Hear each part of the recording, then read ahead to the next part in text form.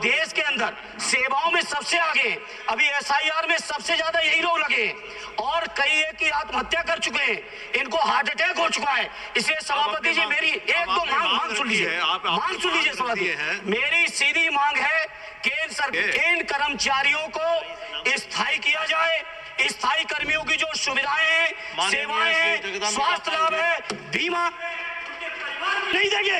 ये सभापति जी बर्दाश्त नहीं कर पाएंगे। उनको स्थायी करिए, उनको सारी की सारी जो सेवा शर्तें वो शर्तें दीजिए। सरकार जो 5 ट्रिलियन इकोनॉमी की बात करती है, दुनिया की तीसरी चौथी अर्थव्यवस्था की बात करती है, उत्तर प्रदेश सरकार भी दावा कर। सर एक मिनट सुन लीजिए। साथ ही साथ इस मानदेय के साथ उनके ऊपर उनके ठेकेदार और नियुक्तिकर्ताओं ने जो संविदा की है उसमें बुरी तरह से सभापति जी शोषण हो रहा है। सभापति जी सुन लीजिए, बहुत गंभीर मामला है। और मैं आपके माध्यम से उत्तर प्रदेश के 18 लाख से ज्यादा और देश के कई करोड़ संविदा कर्मियों की समस्याओं को आपके बीच रखना चाहता हूं सभापति जी। सभापति जी, संविदा कर्मियों की नौकरी की असुरक्षा, वेतन की कमी, नियमित लाभ नहीं मिलने से बहुत सभापति महोदय मैं समझता हूं समाज में सबसे परेशान, उपेक्षित, निरीह हैं। सभापति जी, आशा बहुओं को केवल 2,000 रुपए मिल रहे हैं, रोजगार सेवकों को केवल 8,850, शिक्षा मित्रों को केवल 10,000, आंगनबाड़ी को केवल 5,000, सहायकों को केवल 2,700 और अनुदेशकों को केवल 8,700, पंचायत शाखा को केवल 5,000, रसोइयों को केवल 2,000। सभापति महोदय ये है उनकी मानदेय।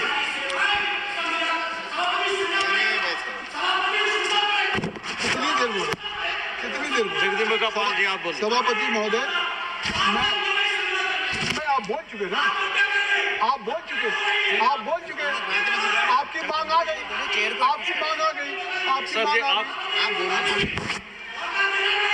तो मांग कर लो ना। आप इनसे बात नहीं करो, आप चेयर से बात कीजिए, आप चेयर को बोलिए सर। आप बोलिएगा नहीं तो कर लो यार, करोगे उधर नहीं।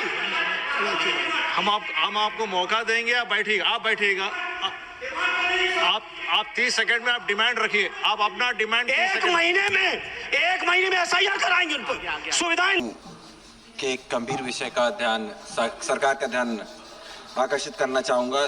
बदायूं और दातागंज मार्ग पर रेलवे के फाटक पर एक ओवरब्रिज बनाने के निर्माण को लेकर के मैं आपका ध्यान आकर्षित करना चाहता हूँ, जहाँ पे लगातार एक बड़ा समूह किसानों का गन्ने की खेती से सीधा जुड़ा हुआ है और एकमात्र रास्ता मंडियों तक जाने के लिए किसानों के पास सिर्फ दातागंज से बदायूं आने का होता है।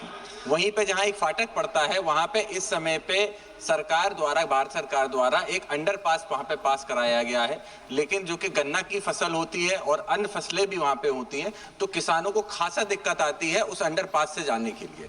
मेरा अनुरोध आपके माध्यम से सरकार से सिर्फ इतना होगा कि जो अंडरपास अभी स्वीकृत किया गया है उसका निर्माण शुरू नहीं हुआ है, अगर तत्काल ही रेलवे मंत्रालय इसको संज्ञान में लेता है तो वो अंडरपास को परिवर्तित करके हम लोग उसके ऊपर अगर एक ओवरब्रिज बनाएंगे तो मैं समझता हूँ किसानों को ज्यादा सहूलियत होगी।